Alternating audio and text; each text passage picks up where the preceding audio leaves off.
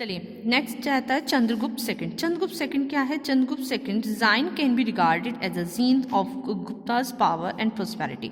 Chandragupta second के जो शासन था उसमें जो गुप्ता डायनेस्टी थी वो ऊंचाई पे थी, मतलब एज अ पीक थी उनकी पावर और उनकी प्रोस्पेरिटीज के बारे में लोगों को बहुत ज़्यादा पता था। ठीक है, his first campaign led to the conquest of west India, Malwa, Gujarat and Saurashtra. ठीक है, which means that the trade carried on through the port of west India such as Bharuch, Cambay, Sopara could be control by the Guptas. ठीक है, तो इनके time पे जो इन्होंने अपने टाइम पे चंद्रगुप्त सेकंड ने बहुत सारे ऐसे वेस्ट इंडिया के जो स्टेट्स कह लो उस टाइम पे जो मतलब एरियाज जो थे वो बहुत सारे ऑक्यूपाई कर रखे, जैसे मालवा हो गया, गुजरात है, सशुस्त्रारा है, ये सब है ना। और वहाँ से ये लोग क्या करते थे? ट्रेड करते थे। ट्रेड मीन्स व्यापार करते थे। ठीक है, बाय पोर्ट्स के थ्रू। ठीक है, वेस्ट इंडिया में जैसे पोर्ट्स थे, भरूच, कैम्बे, सोपारा, ये सब इनके कंट्रोल्स में थे। ठीक है, ही also कॉन्क्वेर्ड the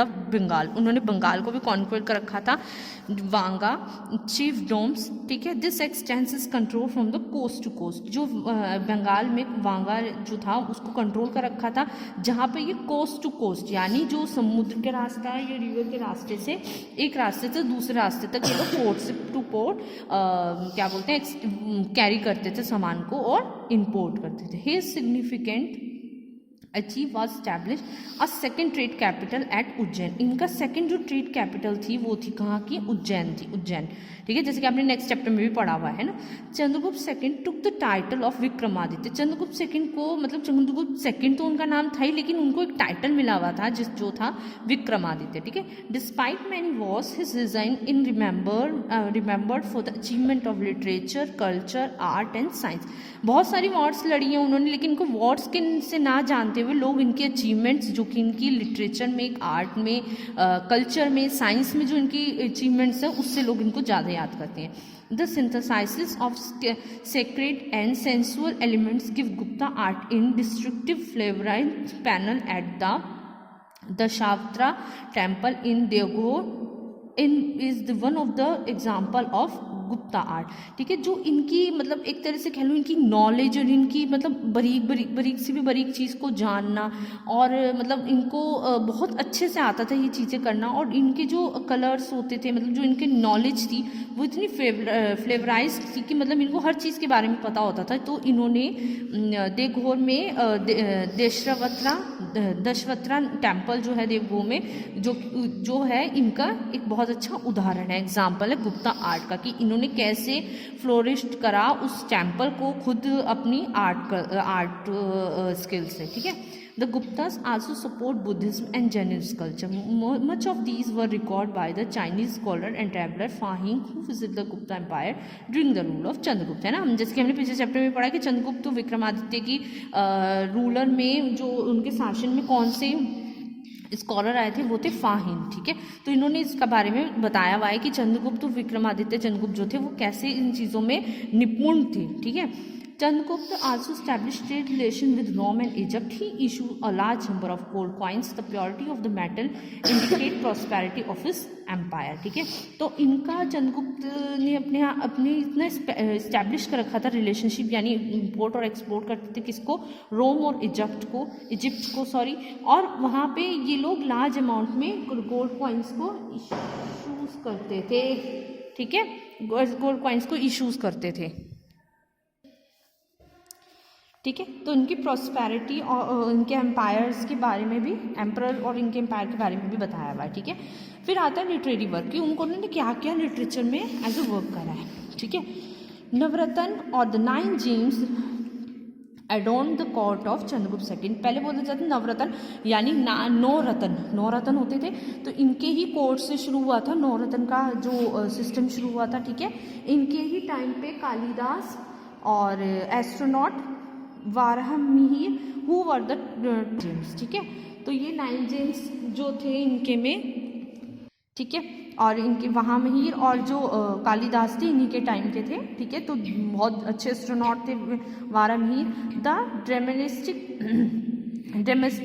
Vishakh Datta wrote a play Mudrarakshasa which describe how Chandragupta Maurya came to the throne. ठीक है, इन्होंने एक उनकी ऑटोबायोग्राफी लिखी थी जिसका नाम था मुद्रा रक्षसा। ठीक है, तो इसके बारे में चंद्रगुप्त मौर्य के बारे में इनके बताया गया कि कैसे उन्होंने ये थ्रोन, ये राज्य, जो ये शासन है, जो इन्होंने अपनी गद्दी संभाली, कैसे संभाली। ठीक है, Panini Ashtadhyayi was also composed in this period. ठीक है, Pandit Vishnu Sharma compile the Panchatantra a tale of fables. ठीक है, तो इनके टाइम पे ही पंडित विष्णु शर्मा जो थे, इन्होंने पंचतंत्र की कहानियाँ जो बच्चे लोग पढ़ते हैं उसके लिए भी इनके टाइम से ही स्टार्ट हुई थी। ठीक है, लेटर गुप्त, अब गुप्त जब चंद्रगुप्त का शासन खत्म हुआ तो उसके बाद जो और राजा ने सक्सीडेड करा तो उनके बारे में हम इसमें पढ़ेंगे लेटर गुप्तास। ठीक है, Gupta second was succeeded by his Chandra Kumar Gupta and he is turn by his son Skanda Gupta. ठीक है, तो कुमार गुप्त थे, चंद्रगुप्त के बाद कुमार गुप्त और कुमार गुप्त के बाद स्कंद गुप्त आए। ठीक है, ये कब आए? 5th सेंचुरी CEE में सेंट्रल एशिया में। ठीक है, tribe Huns invented from the north. इनके टाइम पे हंस जो होते थे, हुन्स जो एक तरह से एक किंगडम था हुन्स का। ठीक है, तो जो उन्होंने नॉर्थ वेस्ट की तरफ इन्होंने चढ़ाई करनी शुरू कर दी और बहुत सारे क्या बोलते हैं राजाओं को मतलब हरा भी दिया। ठीक है, the successor of Skandagupta could not defeated their kingdom as each repeated invasions of the Huns made their weaker. वो अपना राज्य खुद नहीं दिया उन्होंने और वो लड़ते रहे और कभी टाइम पे ऐसा हुआ कि हुन्स ने उनको इतना लड़ के इतना वीक कर दिया। ठीक है, by the 525 CE the mighty Gupta Empire had fermented। अब 525 CE में आखिर में गुप्ता एम्पायर का सर्वनाश हो गया या एक कह लो खत्म हो गया। ठीक है, लाइफ अंडर द गुप्ता। अब ये हमने तो यहाँ तक ही पढ़ा लिटरेरी आर्ट कल्चर इसके बारे में। अब हम पढ़ेंगे लाइफ जो है गुप्ताज की कैसे चलती थी और उनमें जो रोग रहते थे वो कैसे थे। ठीक है, administration he was a highly prized Gupta administration which one mild and liberal. इनको ये कहते थे कि माइल्ड बहुत ज़्यादा मतलब लिबरल थे वो लोग, मतलब एक अच्छी सोच रखने वाले थे। उनके किंगडम में लोग जो थे वो मतलब ज़्यादा परेशान नहीं थे। The Gupta age is known as the golden age. इनको गोल्डन एज भी बोला जाता था, यानी इतना अच्छा इनका शासन था कि उस टाइम उनके जो टाइम पीरियड था उसको गोल्डन एज बोला जाता था। Because it had a great organized administration. He was flourished trade, religious tolerance, achievements in literature, science etc. इनके टाइम पे हर चीज़ में इम्प्रूवमेंट हुआ, जैसे कि ट्रेड बढ़ना, रिलीजियस कल्चर्स बढ़ने, टॉलरेंस बढ़ना। ठीक है, अचीवमेंट्स जो थी उनकी अच्छी अच्छी, जैसे लिटरेचर, आर्ट, कल्चर, इनमें। ठीक है, the structure of administration of Gupta was similar to that the Mauryans. और गुप्ता एम्पायर का जो एक टाइम पीरियड था, एक शासन बिल्कुल सिमिलर ऐसे जैसे कि मौर्यास का टाइम पीरियड होता था। ठीक है, however the Mauryan administration was centralised. Administration था वो तो सेंट्रलाइज्ड था, लेकिन गुप्ताज को जो था वो थोड़ा अलग था। During the Gupta ruler the governance of province was powerful. जो गुप्ता के टाइम पे जो थे गवर्नेंस जो थी वो बहुत ज़्यादा पावरफुल थी। Administration was decentralise, the punishment were mild and yet no crimes. Decentralise रहता था, मतलब जो राजा थे उन्हीं के पास ही जाके सॉल्यूशन निकलता था और पनिशमेंट जो होती थी वो बहुत ज़्यादा माइल्ड होती थी और क्राइम्स बहुत कम हुआ करते थे। सोशल एंड कल्चर, अब सोशली और कल्चरली लोग कैसे हैप्पी थे? People live a happy, comfortable and prosperous life. People lived in the village and lead a simple honest life. ठीक है, the Gupta king was very journal. Gupta king जो थे वो थोड़े मतलब जर्नल थे, मतलब आम लोगों की तरह बिहेव करते थे। They were also patrons art of culture, उनको शौक था, कला आती थी उनको आर्ट और कल्चर की। Under their protection and wise administration the country prospered in all the field. ठीक है, तो इनके प्रोटेक्शन और इनकी गाइडेंस में कंट्री ने इस टाइम पे बहुत ज़्यादा इंप्रूवमेंट करी। ठीक है, ट्रेड कैसे होता था? The Gupta period trade flourished on the west coast in the port of Broach, Sopara and Kalyan. ठीक है, तो इनके वेस्टर्न कोस्ट जो हुआ करते थे वो ये थे। There was a contract trade which extend with the western Asia, Africa and Arabia. तो यहाँ जाते थे वेस्टर्न एशिया में, अफ्रीका में और अरेबिया में जाते थे। ठीक है, इनके जो इंपोर्ट होते थे सामान को, एक्सपोर्ट जो होता था from the coast of the Tamralipti, there was trade with the certain place of South Asia, South East Asia like Kampuchea, Java and Burma. ठीक है, तो यहाँ साउथ एशिया में भी बहुत सारा सामान जाया करता था। कहाँ के कोस्ट से? तमरापति के कोस्ट से होकर सामान को लोड करके ये लोग वहाँ यहाँ भेजते थे साउथ ईस्ट एशिया में, जावा, बर्मा और कंपुचाई में, ठीक है। As a result of flourish condition of the trade and industry people become rich and prosperous, ठीक है। अब आ जाओ रिलीजियस पे, ये कौन से रिलीजियस को मानते थे और कैसे ये अपनी रिलीजियस को बढ़ाते थे। Hinduism was rewind under the Gupta's. Hindu जो होते थे इस पीरियड में बहुत ज़्यादा खुश थे, मतलब हिंदूज़ का बहुत ज़्यादा इसमें मतलब ये लोग प्रचार करते थे, मतलब गॉड्स को मानते थे। द कॉन्सेप्ट ऑफ 7 अवतार और incarnations of the Vishnu involve unity. इन्होंने अपने टाइम पे जो पीरियड था इनका, इन्होंने ही जो विष्णु भगवान के 10 अवतार हुए थे इसके बारे में लोगों को बताना शुरू करा, कॉन्सेप्ट लोगों ने जानना शुरू करा। Involve this period the cult of bhakti और selfless devotion to God also become popular. और लोग जो है भक्ति की तरफ जाते थे और अपने आप को भगवान को अर्पण करते थे, ठीक है। The Gupta Empire brought a period of political stability in the country with a strong government which also contributed to economic prosperity of the kingdom, ठीक है। इनके टाइम पे पॉलिटिकली बहुत स्ट्रांग हो गई थी, स्टेबल हो गई थी कंट्री। इन्होंने ऐसा एक किंगडम तैयार करा था अपना कि जिसमें लोगों को कुछ भी प्रॉब्लम नहीं हो सकती थी और इकोनॉमिकली जो प्रॉस्पेरिटी थी वो भी काफ़ी हद तक बढ़ गई थी। Art and architecture, a large number of beautiful temples with the shikhara symbol were build during the Gupta period.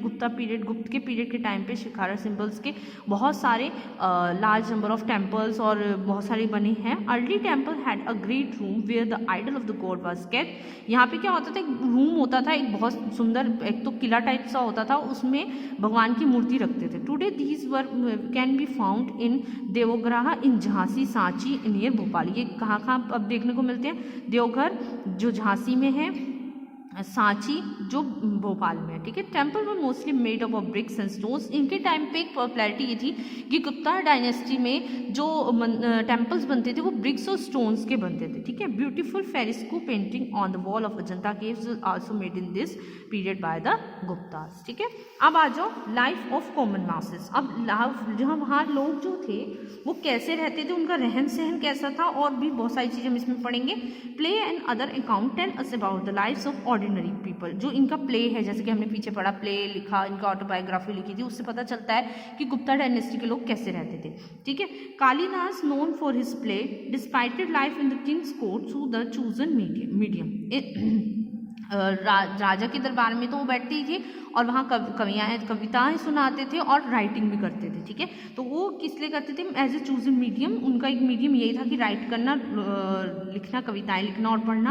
In his play, famous play Abhigyan Shakuntalam, the love between a king name Dushyant and the young women name Shakuntala has been depicted. तो इन्होंने एक अच्छा play लिखा है जो सबको पता है, अभिज्ञान शकुंतलम, जिसमें एक दुष्यंत नाम का राजा होता था और एक यंग वुमेन थी शकुंतला, जिनकी स्टोरी बेस्ड एक लव स्टोरी है, ठीक है। The Chinese pilgrim Fahien was wrote the plague of these treated as untouchabilities by the high and mighty, they were accepted to live on the outskirts of the city। अब इन्होंने इसके बारे में भी लिखा, फाहिम ने भी अपने टाइम पे, कि कैसे ये लोग कैसे अनटचेबिलिटीज़ को कैसे मानते थे या नहीं मानते थे, जो भी था, ठीक है। और इसके बारे में भी बताया कि कैसे लोग वहाँ के रहते थे, ठीक है। रीज़न ऑफ डिक्लाइन का रीज़न ये था, रीजन ऑफ डिक्लाइन मीन्स चूंकि इनका शासन एक टाइम पे आके बिल्कुल खत्म हो गया था, जीरो हो गया था।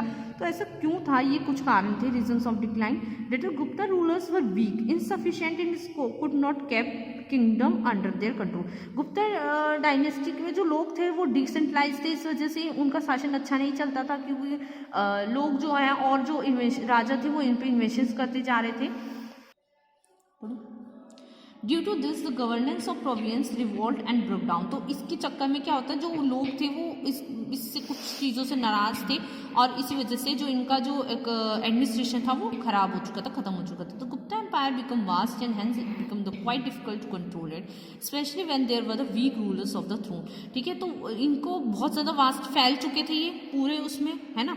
और इस वजह से क्या था कि इनको और जो स्टेट से और जो जगह थी वहाँ से कंट्रोल करना मुश्किल हो गया था। Attack by the Huns and nomadic tribes of the central Asia made the empire weak to lead the decline. Huns का जो जब पे हुन्स ने इन्वेशन करा और भी मोनोमेंट्स टाइप से उन्होंने इन्वेशन करा, तो इस वजह से एम्पायर जो था वो घटना शुरू हो गया था। ठीक है। Harshavardhan belong to the Pushyabhuti dynasty of Thanesar. ठीक है। He become to the throne in 606 CE। ठीक है।